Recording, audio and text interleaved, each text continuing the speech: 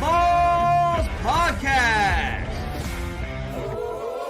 with Mark Davis, Kriska Meinhardt, Luke Rule, Jake Winnikine, Alan Tomasella, and Nick the Doc Skirkle. Good evening. I'm Mark Davis. This is All About the Balls Podcast. It is April 30th. God, we're 1/3 of the way done with 2025 already. And that right there is Alan Tomasella and Luke Rule. And joining us momentarily will be Kriska Meinhardt. Guys, the draft's over, and it's officially time to start looking at fantasy football and all the excitement that's going to be coming. Luke, I'll start with you, man. How have you been, and how pumped are you ready to try and win your second championship in 3 years? Yeah, I mean, good few days since the last time we were on the show. I mean, just been busy at work, slaving away. But yeah, I mean, I'm excited to get back into fantasy, both redraft and dynasty. See if I can get my dynasty up a little bit. I've been picking the first half of dynasty every year, so Getting better though. You're getting closer. yeah. Hey, small improvements every year. And with the roster cuts too, it's gonna be there. Yeah.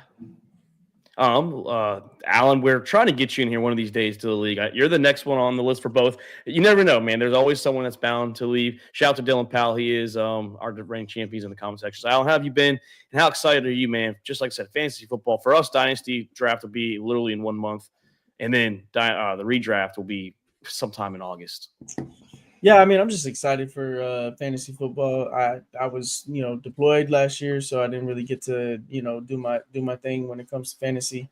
I'm an avid player. I'm usually in about 4 or 5 leagues. So when I have a whole setup that I do every single year. I'm on Red Zone. I'm watching games. I'm doing all this stuff, and I just couldn't get into that while I was over there, especially with the time difference. So I'm just excited to talk some fantasy football. Do the research, get into it, and just see what this year is going to bring. Yeah, I know that feeling, Alan. Like I said, I told you before, I'm probably going to be somewhere over there for the first 2 months of 2026 NFL season. So. I know how you feel. It's gonna be the same thing. Luke, you've been out there. You understand how it is too. Football's hard when you're overseas. So Yeah, I just took fantasy off that year. I think you did it, but it was just you knew you weren't gonna win. Yeah. You never know. You might win, but no. Tonight's gonna be a good episode. Like Chris had a good idea. We'll start dynasty position rankings probably next week. Because a lot of people do drafts kind of in June, July time frame before mini camp and all that, so who's hurt and who's not. But this is gonna be like a redraft specific episode. So just pretty much like with the rookies, now we know where they're at, which rookies are worth taking, the winners, losers, which guys on the veterans, kind of like a Najee Harris or even like a CeeDee Lamb because the Cowboys have drafted wide receiver. Which guys are winners and losers? Which guys do you expect maybe have a breakout year, a down year, maybe a split backfield, split receiving core? So we're just have some names. We're going to talk about it. We're going to see why. We're going to pick each other's brains. Also write notes down so I know who to also key maybe in or target in these drafts, Luke, because I know you're a defending champion. I'm a defending champion. It's good to pick up the winner's mindset. Alan, I know you probably won some leagues in your other leagues. So yeah. But guys, do you want to start with winners or losers? Do you want to start with a high note or do you want to start with the low note and end positive? It's whatever you want to do. I don't care. We can start winners. Let's start some winners then. So pretty much, yeah, like who do you think here with this NFL draft that just happened now that we're here, who's going to make a name for themselves? Who's going to – their stock boomed. Their stock stayed pretty high if they were already like in a good position, like I said, CeeDee Lamb. I'll let y'all start it. I'll start us off. Well, I think that the biggest name that we really should be looking out for, especially when it comes to the rookies, every single year you got rookie running backs that are going to go high up in the draft. And this year, I think the obvious answer for that is Ashton Jeanty. He's going to be a guy who's going to get drafted pretty high. Probably going to be the main focus of the offense there, especially the way that Pete Carroll is as a coach. You're going to see him getting a lot of touches. I'm interested to see what they can do as far as getting him the ball in the passing game. That's not really something that he was good at. So let's see. Is he going to be a one-dimensional back, or are they going to try to add that to his game and try to get him some touches in open space? Even if it's just screen game or something like that, it's going to be that's where his real value is going to come in if he's going to return the investment of drafting him in that first round. I definitely think that it's going to be there because I don't really feel like the Raiders have pass catchers outside of Brock Bowers. Which is going to be very interesting to see because Pete Carroll's never had a good tight end, really. Yeah, and he's never really truly utilized them properly. I mean, That's he good. did have Jimmy Graham coming from the Saints, and they weren't able to operate properly with him and get him those same that same production level that he had when he was with the Saints. I mean, obviously Russell Wilson is Drew Brees, but I do think that it was a scheme issue too. So, but Brock Bowers is a guy I think that can overcome that because of his talent overall. Who is? I mean, I gotta say. I mean, Brock Bowers didn't have good. I mean, he's probably got a quarterback upgrade this year anyway, so he could be in for prime for a huge year with Geno Smith. I know Geno Smith's not to fucking write off about, but he is what he is at this point. Like he'll get you some wins, but he's not going to get you home. But actually, the OC so Chip Kelly's the OC. I know it's Pete Carroll's team, but Chip Kelly, offensive wise, he might be able to get a Brock Bowers and Ashton Jeanty, which I like. I think backfield's what Mostert's the backup. It's so yeah, Jeanty definitely is the shining star and Brock Bowers. But yeah, I think Bowers' stock stays where it's at. It's as high as it's going to go. I mean, yeah, I don't remember who they have a receiver. Jacoby Myers. Jacoby Myers. Yeah, he's solid. They did draft a couple wide receivers. They drafted Jack Betch out of TCU. Yeah, he's supposed to be pretty good. Yeah, he was the shining guy at the not the combine, but you know what I mean, the Senior Bowl. And they drafted Dante Thornton out of Tennessee, which is a very interesting name because the way he stretches the field with his size. But yeah, I mean, it's definitely it's gonna be the Brock Bowers Jeanty show. Jeanty's probably gonna be top 2, top 3 fantasy rookie running back. I mean, it's a given. I mean, he's the offense. He's going to be at least half the offense with Bowers. I think RJ Harvey, if we're talking rookie running backs, I think he's going to be ace.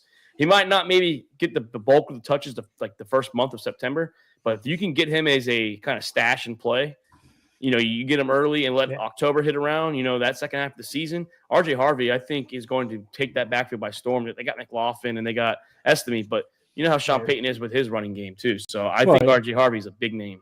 Yeah, Sean Payton reached to go get him. So, I mean, there's got to be something Sean Payton sees in him. I mean, I watched a lot of RJ Harvey being a UCF fan. He was the UCF offense.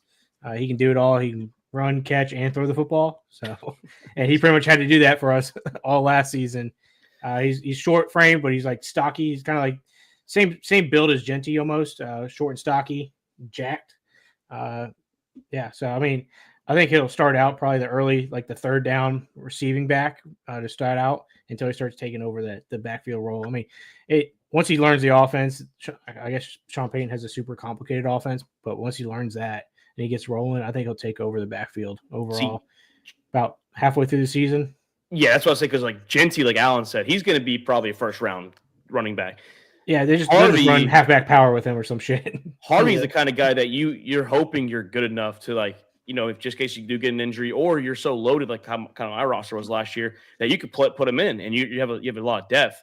I think Jeanty will probably have more points by the end of the season because I think he's going to get the bulk of the touches so early, which he should. I mean, you're the 6th overall pick in the draft. You're going to be utilized pretty early in your career. Well, then you got Omari and Hampton over there with the Chargers, and you know what Harbaughs do.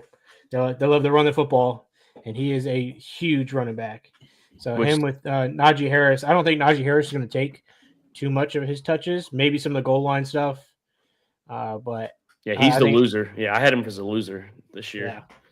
But Omari Hampton, he's going to be RB1 there pretty early on, especially because they both had to learn a new playbook too.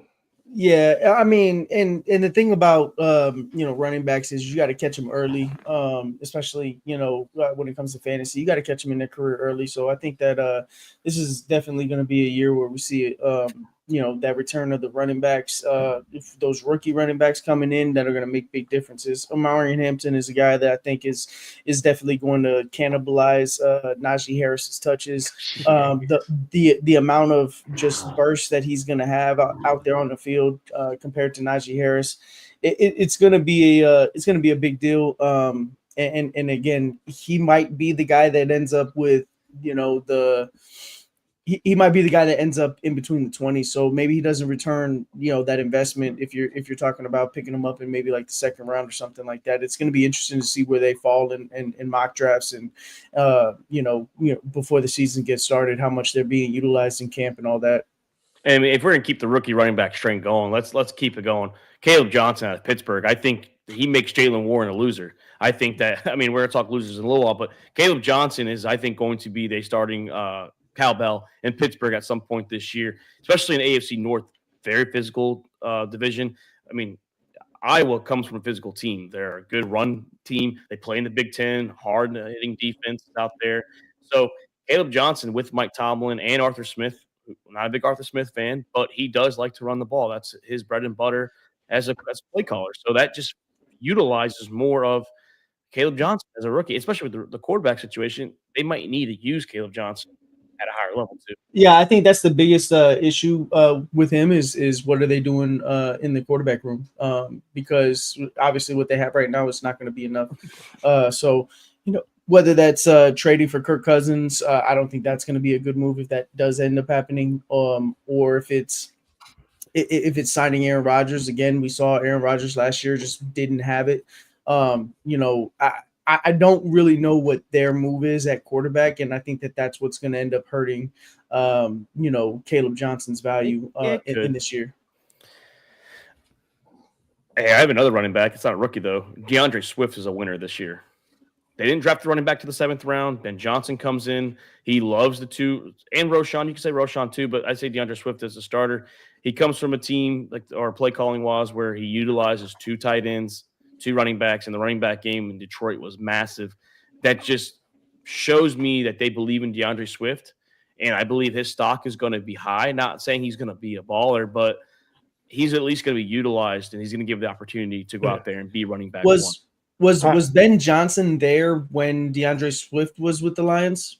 Was that around the same time? For a year or two, I think. Like the first couple of years, yeah. And it was 2 years ago when. Okay. Well, DeAndre's been gone for a while. Yeah, because he was with the Eagles, and then so Ben Johnson's been so he's been with the Lions since 19, but as the OC 2022 and the passing game coordinator in 2021. Yeah, so I don't think he was the actual coordinator when DeAndre Swift was there. I mean, that's interesting. I think Ben Johnson just in general is going to is going to be a benefit to the Bears offense.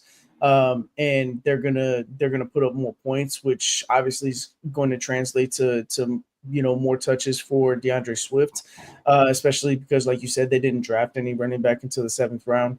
But I don't think that he's going to have that big of a boost. I think he's pretty much who he is, and he's gonna be sharing time anyway with Roschon Johnson and whoever else that they, pick up on practice squads or whatever it is. I just don't think DeAndre Swift has that. He might be a guy that's going, later in like the 6 to 8 rounds or something like that. And you're not really it's not going to hurt you too much to pick him up. And he's going to be a guy you're not really starting every week. That could be like that steal range too. Like that, kind of like draft steal.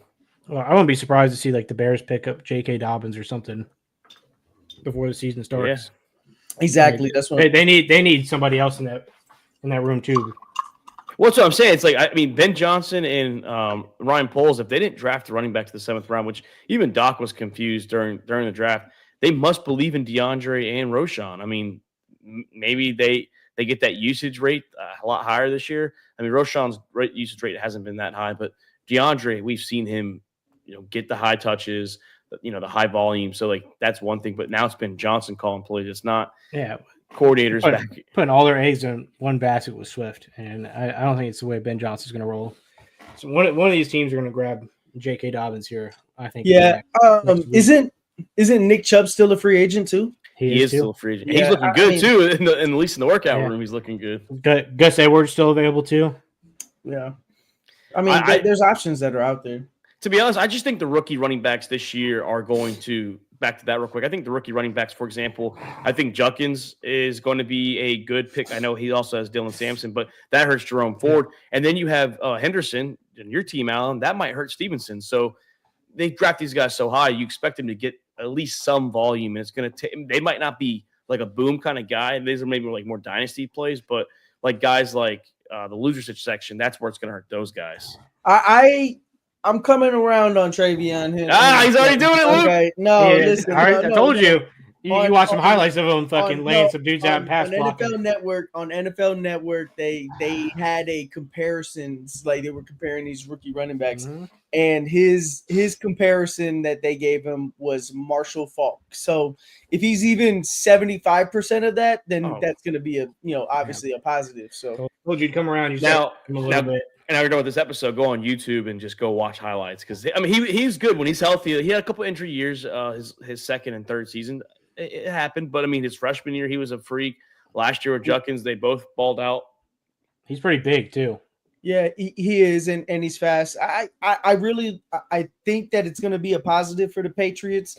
Especially with us getting Josh McDaniels back. But Ramondre Stevenson's going to be the one that ends up losing. Out of that backfield. Yeah, I think he falls to RB2 at least halfway through the season. Yeah. I mean, I think he's got a fumbling issue, doesn't he, Stevenson? I feel like he's had some issues in the past where he's literally been benched because of it. So, but I mean, I think that he's already going to start the season off. Like I think maybe last year he was, especially near the end of the year, he was really putting up like RB1 numbers, like 1 through 12, if fantasy wise, like finishing each week in the top 12. He's going to start this season off in that RB2 range. So he's not going to be a guy that I'm looking forward to draft, particularly early. He might be a guy that we can look at later in the draft, in the mock drafts to try to, get some good value, but I don't think he's going to be a weekly start right off the bat.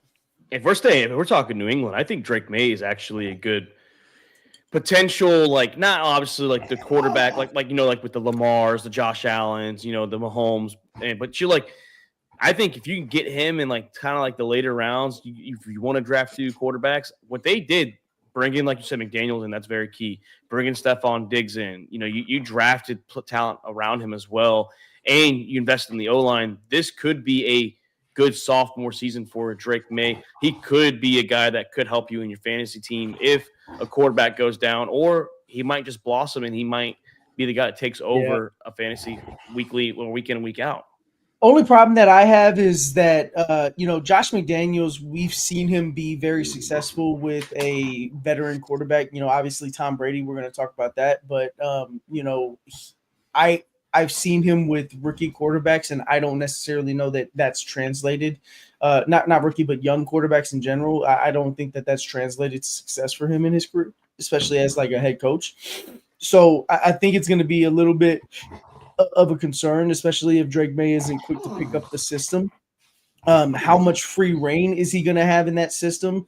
And how much is Josh McDaniel's system going to allow for his athleticism to really, take part? I mean, last year during the draft, there were comparisons of him and Josh Allen.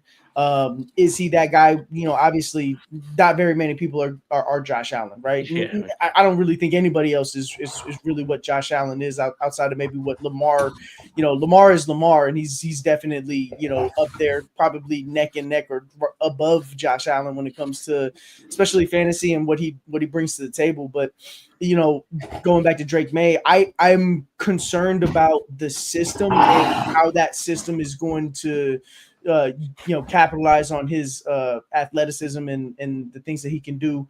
I hope they just don't overcomplicate it.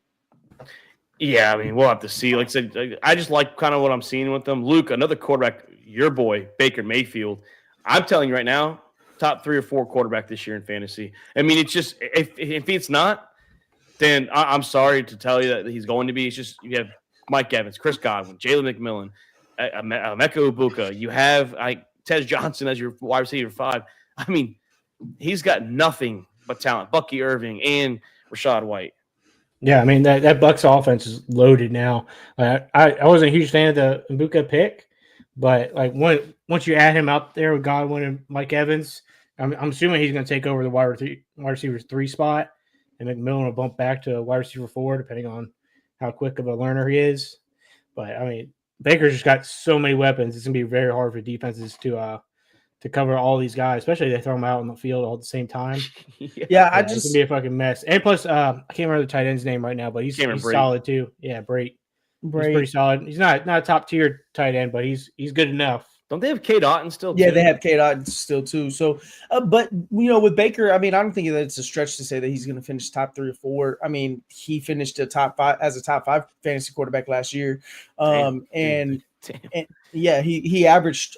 He had some big games. Yeah, he did. Yeah, he did. Games. I mean, he averaged 22 points a game, 22 fantasy points a game. So, like, he had 43 touchdowns. So, and he added with his value, he added 400 yards rushing. So, that's something that he wasn't necessarily doing previously that he was able to add. All those weapons, it's going to open up those lanes for him to run a little bit more. I am worried about their offensive line, but we've seen him be successful, with a makeshift offensive line anyway. So it's pretty much his whole career. He's been used to having the worst line in the NFL. So this is probably the best line he's ever had. Yeah, they are. They definitely bested a little bit. A wide receiver, guys. I know he had a good year last year. He got paid after the one good year. Khalil Shakir. I mean, they didn't really the Bills didn't really bring anyone in. They have Keon Coleman still. They brought Palmer in, I guess, but it's still the Khalil Shakir show for Josh Allen. That's going to be his wide receiver 1. I mean, I think he's a good maybe wide receiver 2 flex on your team to have. I honestly think with the rapport that they built last year as being the wide receiver 1 finally, I think it's just going to keep building for Josh. I think it's the kind of trust factor that's going to be a security blanket, kind of like Edelman was with Brady in a way. Not saying he's going to be to that degree, but like the way that Josh is going to look at him, it's going to be pretty high. Yeah, I mean, Khalil Shakir is a guy that is going to be, like you said, in that wide receiver 2 to flex range. He's going to be, I think his floor every single week is 10 points, right? And a lot of times in that flex range, yeah, you want those boom players, but at the same time, like a solid 10 points every week is somebody that you can count on. I think it's going to be matchup dependent, and also like with the Bills, I have a hard time trusting in any of their pass catchers on a weekly basis, just because their offense is so spread out now, and it's all on Josh Allen. So it's more of a just overall team attack. But this is all predicated on what happens with James Cook. If James Cook is not signed and not playing, then what's going to happen to that team? You're obviously going to have to lean on Josh Allen even more, and that's going to lead to a lot of that short passing game, and that's where Khalil Shakir is going to be that big difference, is in that short passing game. Brandon Beane did say they have 3 running backs this year. So yeah, well, he's got him under contract for another year. Yeah, that's what he's talking about. I don't think he's gonna hint at him holding out, which is very possible still that he might hold out. He has three running backs under contract. That's what he has. Yeah. Doesn't mean he's gonna have 3 at training camp or for the start of the season. Oh man, well, don't ask him about wide receivers either. He'll get pissed off. Yeah, he'll get very mad. I mean, we've been on this rookie train here for starting this show off. I think that I'm really excited to see what Ted McMillan brings to he's the Panthers. One of my winners too. Yeah, like I feel like last year, near the end of the year, after the benching and after he came back, Bryce Young really started to flash a little bit, and I do think that Ted McMillan is going to be the number 1 wide receiver for the Panthers. I think that's going to be right off the bat. He's going to be the number 1. I think he's the most talented wide receiver that they have. And as long as that offensive head coach can get that production out of him, I think that is going to be a positive for them.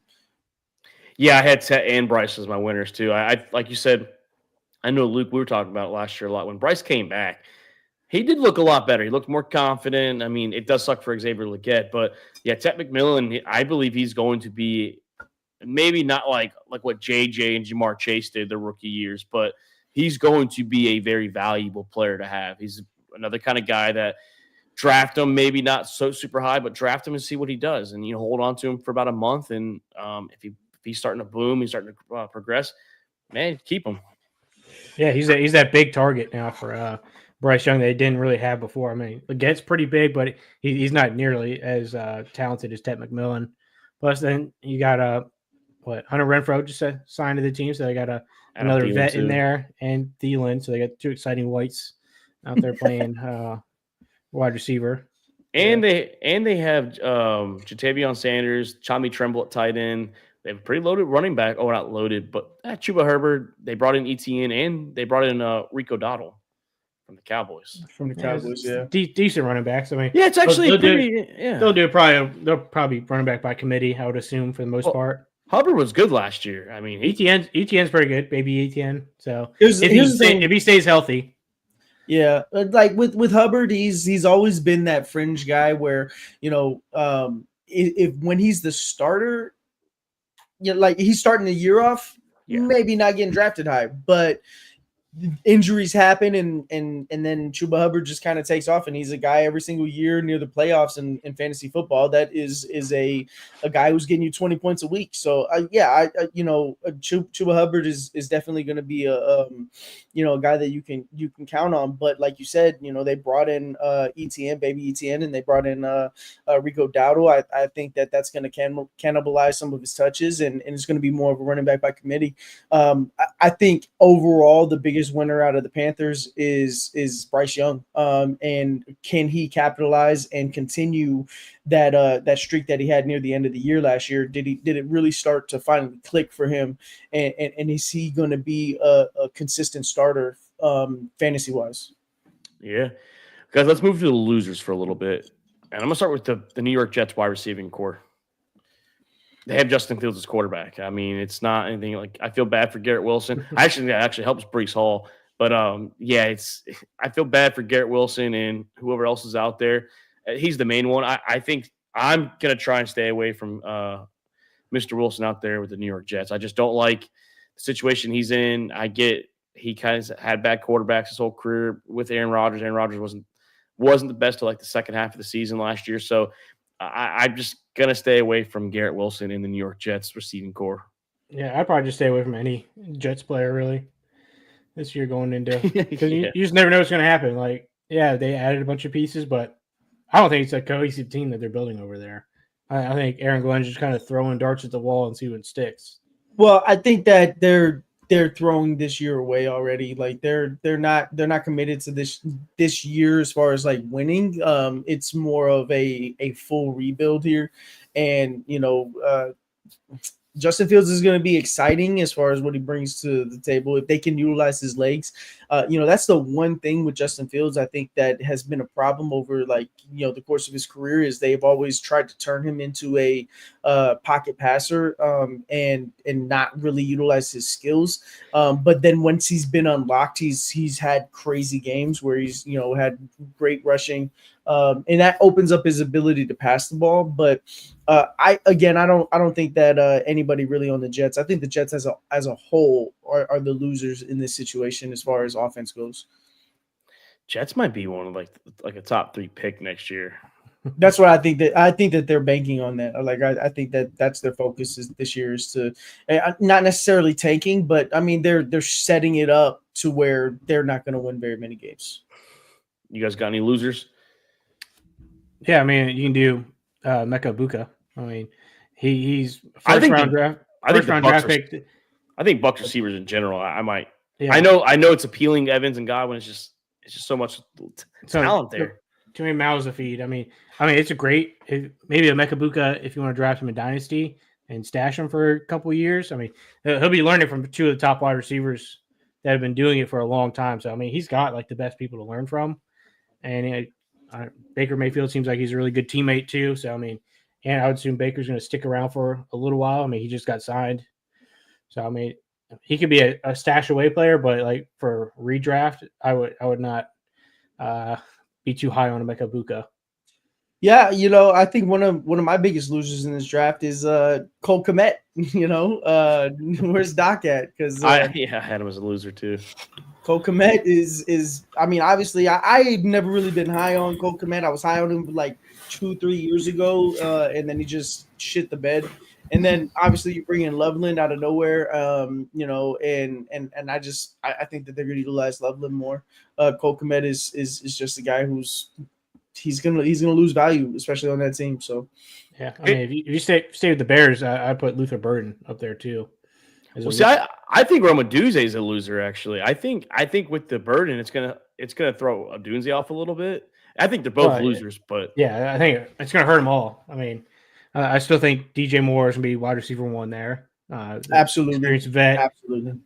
I think Luther Burden and Odunze are gonna compete for wide receiver 2, but I think Loveland's gonna take over that the primary pass catcher overall, because I think Caleb Williams is going to be dumping it off quite a bit. Hey, DeAndre Swift could get some touches, little check downs. Or Caleb Williams is just going to run the ball until he gets sacked. Yeah. Another loser that I have out of this draft, and I'm glad Chris has finally showed up here, but is Chris Olave. Like, what are the Saints doing at quarterback? And I don't know if Chris Olave is going to be able to, reproduce his production. And I'm worried about that offense in general. And what are they doing at quarterback? We got to send him the videos, guys, that you guys keep sending on Instagram.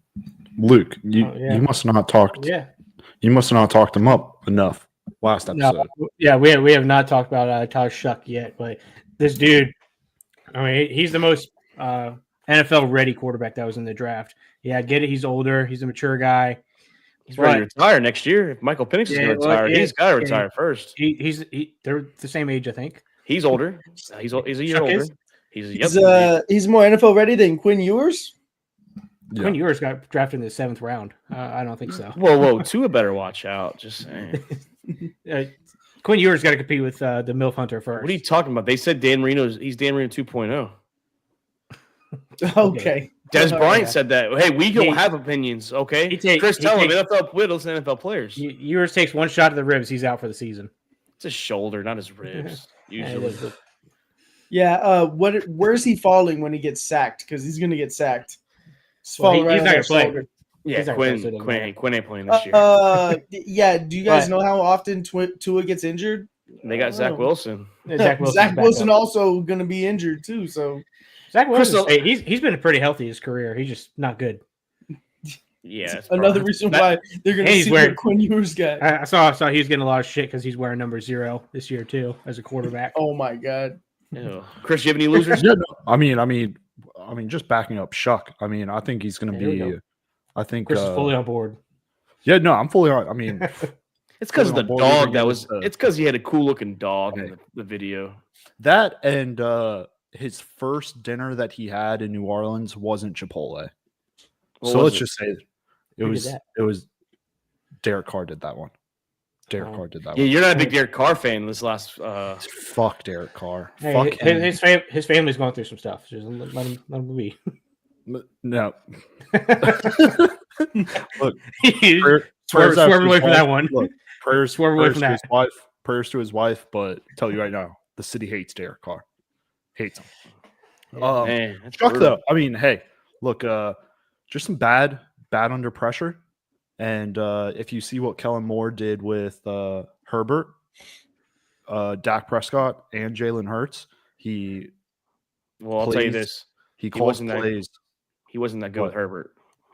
No, but he wasn't that good with Herbert. But he also calls plays to get the ball out quick. He's not going to make the quarterback sit there in the pocket and throw it. He knows how to do it. All right. Well, I'll throw you some stats. I don't have them right now. But are your receivers going to be healthy enough this year to help them? That's the thing. Hey, as long as Olave doesn't get fucking nailed in the head, Yeah, Derek Carr is throwing hospital balls. That's what happened. That also, and if they do get nailed in the head, throw the flag, because that Tampa game, bullshit. It was bullshit. What was Shahid's injury? I think it was something with his leg, right? Okay. Well, we'll have to see. At least he's got connection with Juwan Johnson. And I know it's been like probably 9 years since they played together, but they've got connection. They do. They do have connection. So. I feel like Juwan Johnson's been in like the NFL forever too. I mean, they played together 7 years ago in college. Yeah. But Chris, any losers though? on your Oh, list? n- I know mention you had a me. hot take. Oh, Mention I know you had a hot one. You put it in the Discord. That's why I want you to say it. Oh, my hot take for loser is Travis Hunter for sure. Yeah, I mean, playing both ways. I get it. I not- want no part of Travis Hunter in fantasy. Well, it's not even playing both ways because they've already came out and said that he's going to be primarily offense. But he's But playing some defense. he's not taking Oh. over the wide receiver 1 role. I'll tell you that right now. Yeah. Well, you can have 2 studs at wide receiver. The Bengals have that. Yeah, Eagles have that. Who's their quarterbacks? Jalen Hurts, Do who you- y'all do don't you believe. trust- Jalen Hurts, do who you don't believe in, and Joe Burrow, which I'll give you Joe Burrow. I haven't talked shit about Jalen Hurts. I think he No, can I'm- support. I can think he can support 2 top 15 wide receivers in You don't think fantasy. you don't I think don't Trevor think- can't? No, not at all. I really don't. Man, Mac I Jones really can. don't. I really don't think he can. Truthfully. hate. And I There's a might lot get of hate hate. going around. I mean, Yeah. I might get hate. I don't think Trevor Lawrence can support 2 top 15 fantasy wide receivers.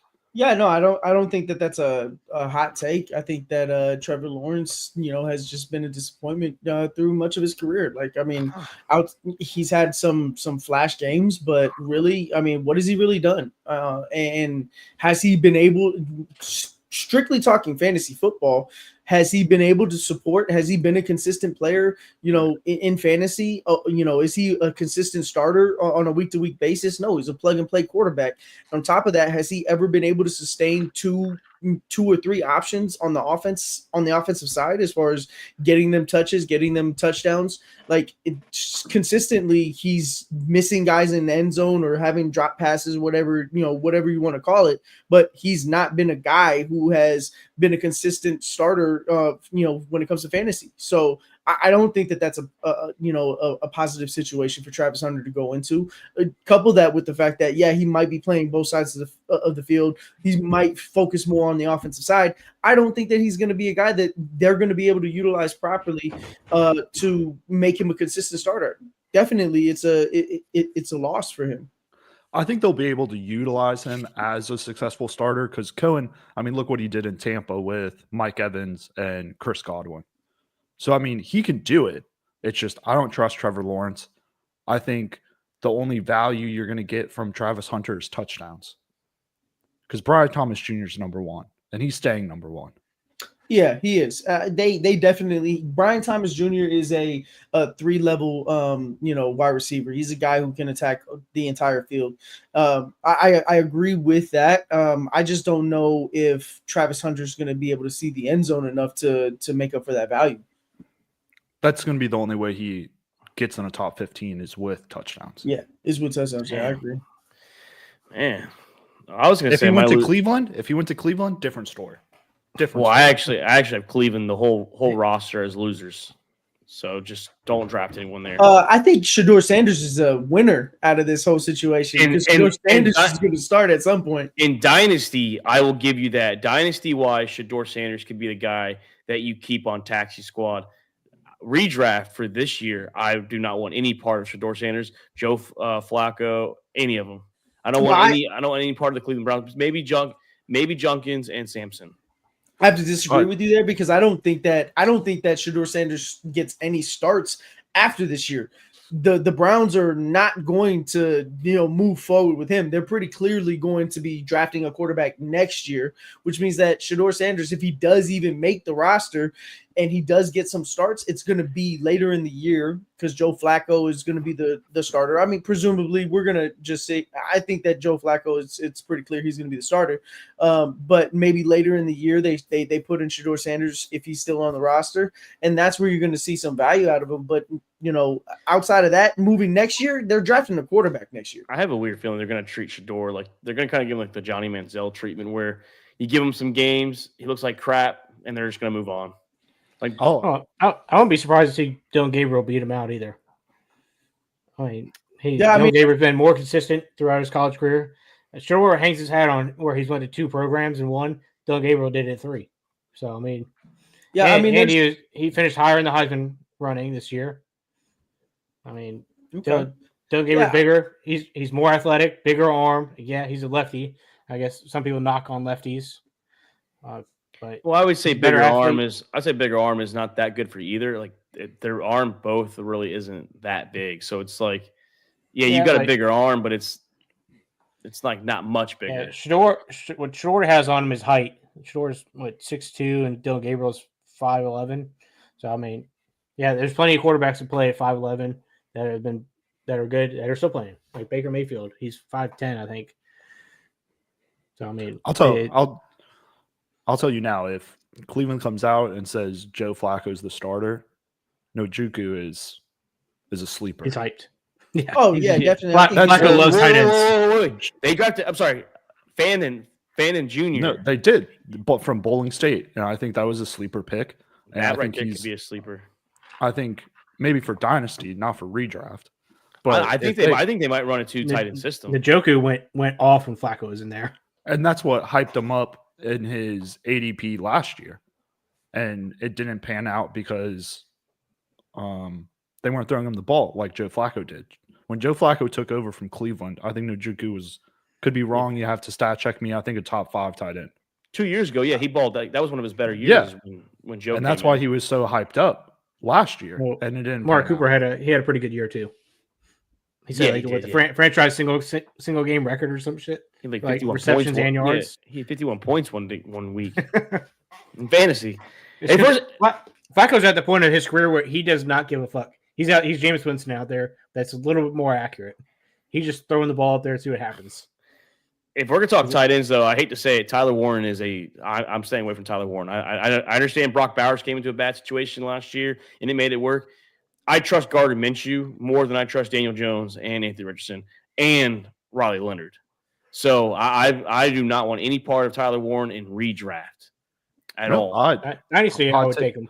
Hot take: Tyler Warren's going to be tight end number 1. That's the only target. That's the only target they have. Michael Pittman? You saw Brock Bowers last year. Yeah, I think- mean they Yeah, still but got the Michael Colts- Pittman, and Michael Pittman is Yeah. is going to be a focus on that offense. Josh Downs. If AR is starting, he's only going to throw the ball deep. Yeah, And he's going to miss. Danny Dimes, I mean, he's kind of a mess. He's all I over the don't, place. I don't know. I mean, Josh Downs was definitely a value last year. For a lot of I think weeks, he was For he was AR, in there. yeah. AR loves Josh Downs. I think baby Ferguson out of Oregon. Yeah. I think he might be a solid pickup. I mean, he's got Stafford as quarterback. I don't what are they have what Higbee. Yeah, Higbee Yeah. to me is a loser this year. I think Higbee Yeah. takes a step back. So, yeah, Terrence Ferguson, baby Ferguson. I think he'll be a solid like dynasty piece too. I mean, he's not gonna have like the big Brock Bowers year, but he'll be like that. Probably take over as the tight end 1 at some point. I think the Rams low key might have the highest scoring offense this year, and maybe even yards per game. I mean, and I think that sets up. I think Puka Nacua and Devontae Adams both can be a two top 15. I know we're talking 2 top 15s. I believe both of them can be top 15 if Stafford does. Maybe not. Maybe because you have Kyron Williams too, another solid running back. I just think this Rams offense, because they don't have too many receivers and they don't have too much weapons, so it's like perfect. They have the perfect 2, and they have Kyron Williams and Ferguson. I think that the Rams could be the best offensive football this year. Yeah, I mean, I really like what the Rams have done this offseason. They won the division last year. I think that they're set up to win the division again. Arizona's down. The Seahawks are obviously down after moving off of DK Metcalf and Got Purdy. the other guy. The 49ers, the 49ers are the 49ers. I really – them moving off of Deebo Samuel, maybe it wasn't that big of a deal, but I think he added a different layer to the team that opened up a lot of different things. With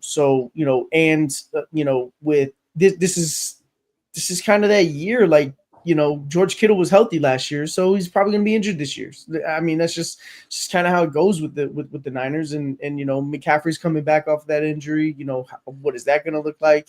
I'm not really high on the 49ers this year. I don't think that they're going to even be competing for the division. I think this is a runaway division for the Rams, and like you said, I think the Rams probably have the best offense. By the end of the year, they're going to be a top 3 offense by the end of the year. And I really like Kyron Williams, especially we're talking fantasy football. Like Kyron Williams is one of the most consistent running backs when it comes to fantasy football. I mean, what was it last year? Yeah, he was on a streak for touchdowns every game. Like it was pretty crazy. So He's just fumbling issues, but besides that, he's solid. I mean, he's like a top 6-7 back every year in fantasy since he's been playing. Yeah.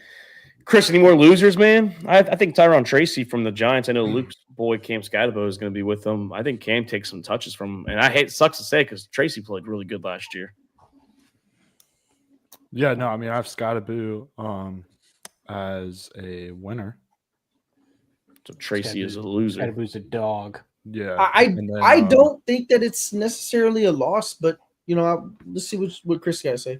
I mean, Tracy Jr., Singletary, both in the backfield last season, didn't pan out for him. Scattaboo's coming in. You saw what he did over there. I think, hey.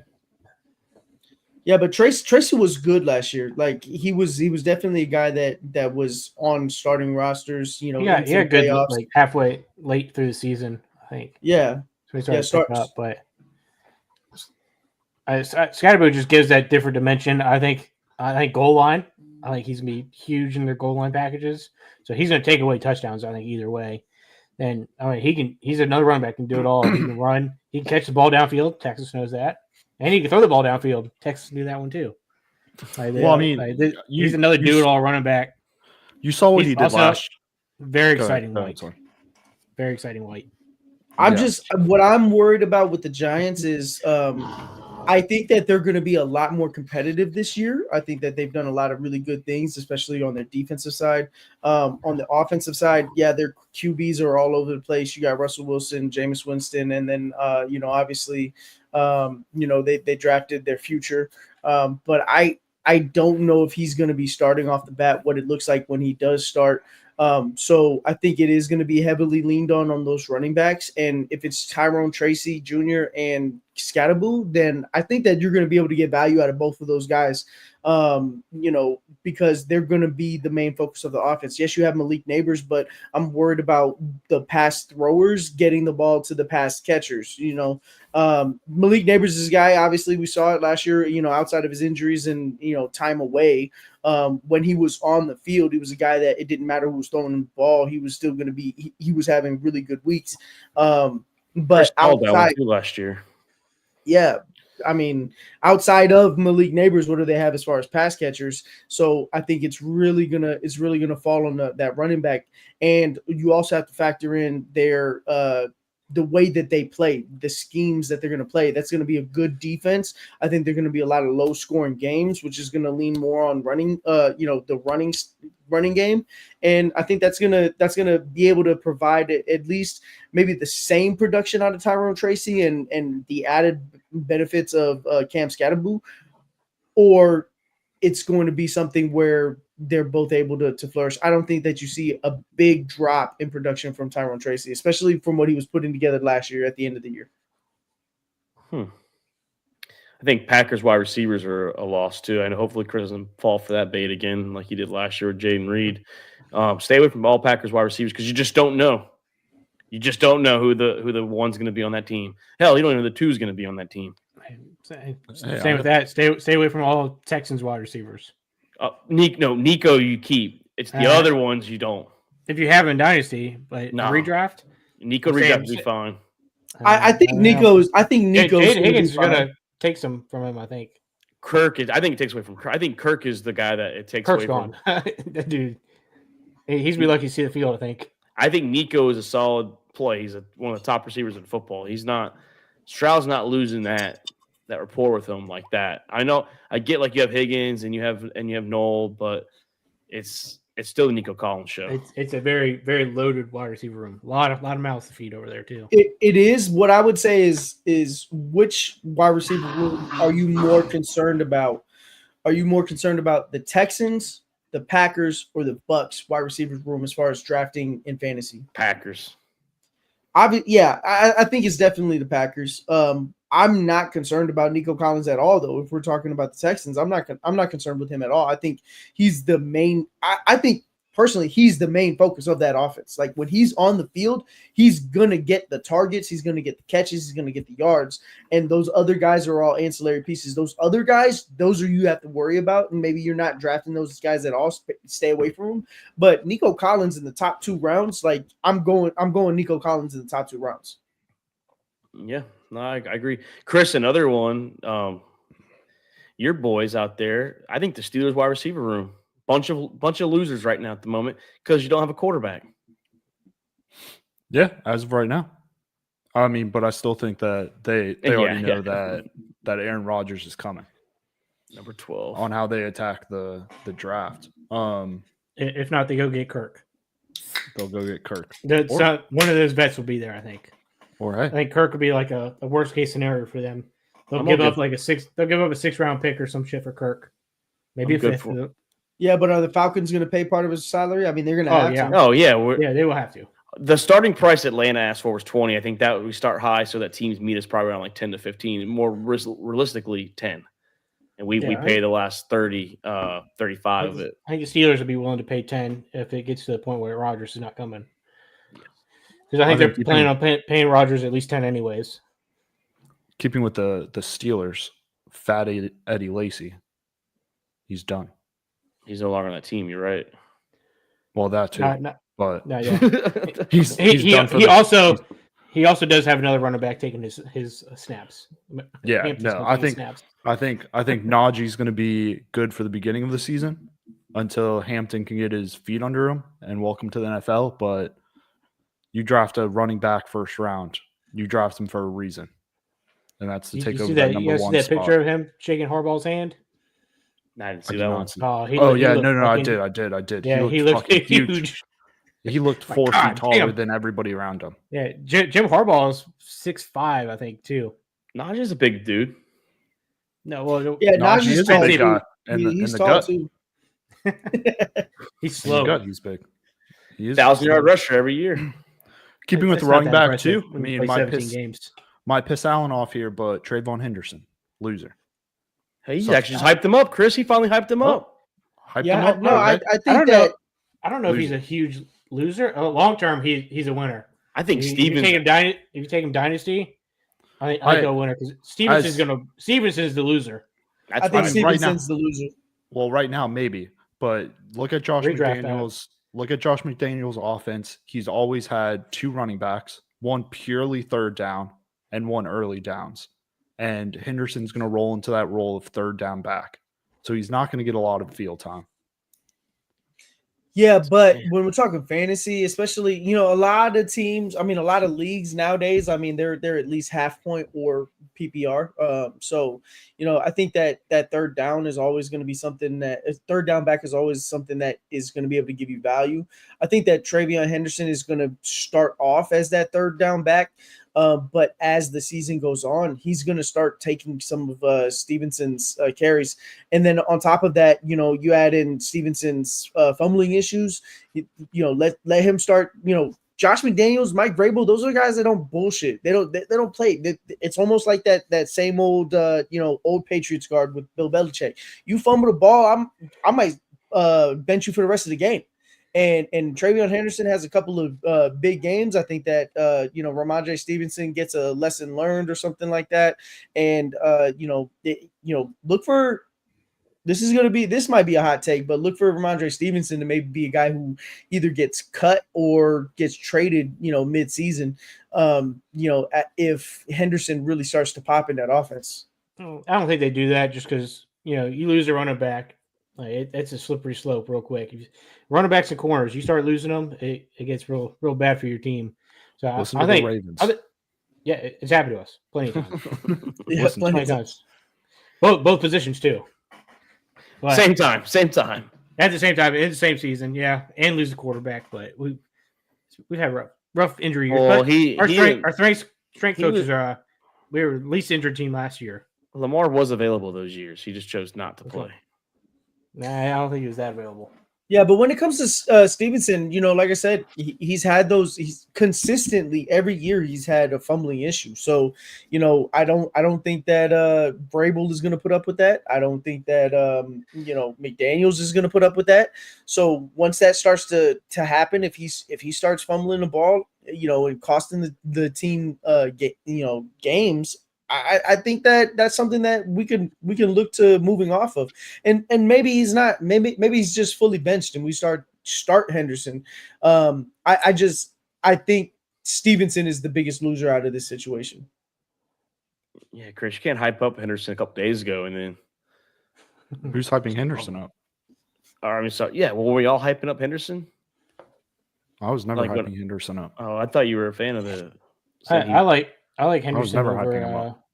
Okay, Judkins. I like both of them. I'd take Judkins. I mean, I'd take Henderson over Judkins in Wait. fantasy. Let me ask this question because earlier you Mark, you said that you thought that CD Lamb might be a loser. No, winner. He's a winner. Okay, I was just gonna Yeah. say I They got no one else to throw to. It's all Yeah. CD. Yeah. Now that might hurt Dak. Dak might be a loser, but CD's a winner. It's gonna go to CD. Dak might be throwing a shitload of interceptions again this year. But CD and Ferguson. CD Lamb's gonna ball, and unless he gets hurt, and he still balled when he got hurt. He was still out there. He wasn't playing at all the downs like he should be, but he got hurt, unfortunately. But yeah, the Cowboys, their offense, and not saying it's gonna happen, but Jaden Blue might be a guy. You know, he might be a waiver guy later on in the year because the Cowboys' running game. Hey, good luck. Go. Any of those three could be a waiver guy at the end of the season and for your playoff push. Yeah, I mean, every single year, when it comes to fantasy, it's not what you do in the draft; it's what you do in the waiver wire. And every single year, there's that rookie running back or late round running back, undrafted running back that comes in and just takes over a team and is is bringing teams to the playoffs and winning championships, fantasy championships for them. So I think that there's definitely sleepers out there. There's definitely guys that but who is that guy? I think it's really, really early right now to see who that is because teams really haven't even started camp. They really haven't even started getting guys in. But yeah, it's definitely based off of that waiver wire. For our league last year, it was Lad McConkey. I picked him up, but I never really used him. He was like the highest scoring waiver guy that kind of was around in October. Oh man, Lad last year, if you said you didn't really use him, maybe you had I drafted perfect and then fucked myself in the championship. Should have started Lad actually. Should have just played him. Luke Yeah, told Lad you. was Luke told you. crazy during the Everyone playoffs. told me. Everybody. I had played Rashee Rice too. Allen, he was wide receiver 3 or 4 before he got hurt. So I lost him. Yeah, Still made it work. he's doing good. He shouldn't have played anyways. Oh, unfortunately, he's going to, Luke. Maybe not next year. I don't know. We'll see. Yeah, we will see, man. We will see. Guys, it's a fun episode. And then, like I said, Chris, before you weren't here when I said it, but Dynasty position rankings, they're going to be coming soon. We have Dynasty drafts coming. Me, Chris, and Luke will have one June 1st for our rookies. 4-round rookie draft. Luke, you're pick 6, I believe. Yeah. I'm pick 12. Chris, I don't remember what pick you ended up finishing with, but I have no idea. you're in the top 6. Nice. Top 6? He's in front of me? He's in front of you. I just don't know what number. Who I'm you coming pick for you. us? I'm coming for you. You're going to take my picks. Who you picking? I'm taking Scatterboo. Okay, I thought wait, that changed because you said pick 6, you were getting Johnsy. I think Oh, Jensen's not going to be there. Jensen's went going to go 1-1. you're going No, Harvey. we had a whole conversation about this on draft night on live draft night. You were saying that he was going to be there. Somebody else, I think you said some kickers were going to get picked up. I mean, that'd be great for me, but we don't have kickers in our dynasty. But I don't know. Jake's Jake's taking Genty. I mean, You're taking Harvey. Don't lie. You're going to draft Harvey No. at 6. I don't know. What are you, Luke? You're 6. Yeah. Hey, I'm 5. Every round, Chris is taking your pick. He doesn't know who I'm taking though. He may think I'm I'm gonna take Harvey. I think Harvey is a little early at 6. He was also early second round, but hey, Sean Payton used him, and he knows what he's Sean doing. Payton did use him. But great episode, guys. We'll be back next week. We'll do some quarterback dynasty rankings. This is the episode we'll talk Shedeur Sanders, Cam Ward, Jackson Dart, all those guys. I won't be on if we don't talk Sanders. He'll be on the cover this time, too. Who's going to talk about Cam Ward? Because that's what we actually need to talk about. He's going to be a guy who's going to get starts. Yeah, Cam Ward he'll be probably the first name we talk about. And then we'll probably go to Dart and Shuck and I don't think Chris is going to Sanders. go. I don't think Chris is going to go for Cam Ward being the first quarterback you talk about. He's going to want to talk about Sanders. Unless Chris fucking takes over this podcast while I'm in the middle of talking and cuts me off. He says, "Hey, speak of Shedeur Sanders," and he runs with it. It's gonna be Cam Ward first. Hey, that's what's happening then. And I am glad he got justice today too. So Fantasy winner right there. It's gonna be Cam Ward. I think Cam Ward's going to be good this year. I know Jake's on high on him. I like Cam especially in Ward. Dynasty. If he's there and you're picking Dynasty, which he's probably gonna be gone before 5, I would assume. Yeah, I mean, Definitely going way before 5. is your Hey, but Dynasty is the super I'll flex? tell you one thing. He's gone before 6. For sure. 100% gone before 6. What do you say, Alan? I Is gotta your, trade him. is your Dynasty League, is it a super flex?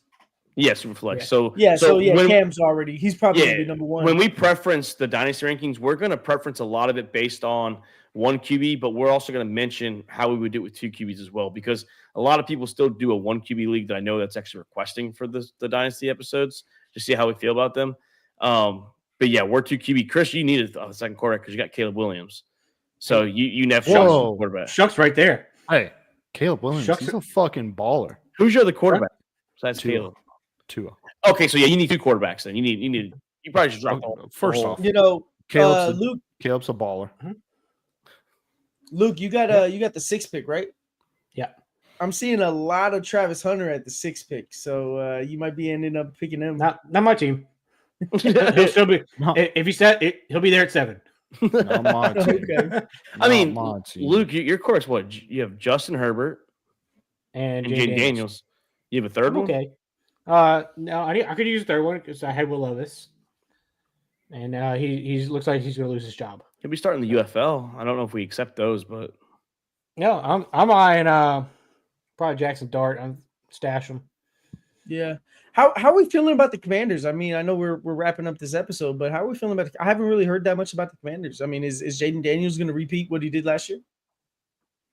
I have a feeling he's going to take a small step back, not like what CJ Stroud did, but I think a lot more tape on him. I don't think they made huge improvements to their team. I mean, yeah, every team improved some, but I don't think it's going to be tough for them. I think that they improved their defense, and I think that by improving their defense, it's going to take away from some of those shootouts and some of those big games that were happening before, because they're going to be a little bit more not conservative, but it's just going to be, you know, the way that the game flow is. He's just not going to have those same, you know, stats. well, they did bring in Josh Connolly Jr. out of Oregon, and they brought Debo in the trade. So, Yeah, I don't trust Debo. but he's wide receiver 2. Like, you don't have to be wide receiver 1, and you have Terry. Yeah. So, Terry's good. He's a good fantasy pickup. Zach Ertz still old reliable at times. Old reliable, but no, guys. Great episode. Like I said, next week quarterbacks, the following week running backs, and then the following week after that pass catchers, and then it's dynasty time, baby. Time to repeat. Get a 2nd ring. We'll see. Yeah. One of these days, I'll finally get in that league, and then I'll be winning the championship. We're due for someone quitting soon. But no, great episode, guys. Hope you all have a great weekend. Chris, Luke, Alan, I'm Mark Davis. This is All About the Balls podcast. Have a great weekend.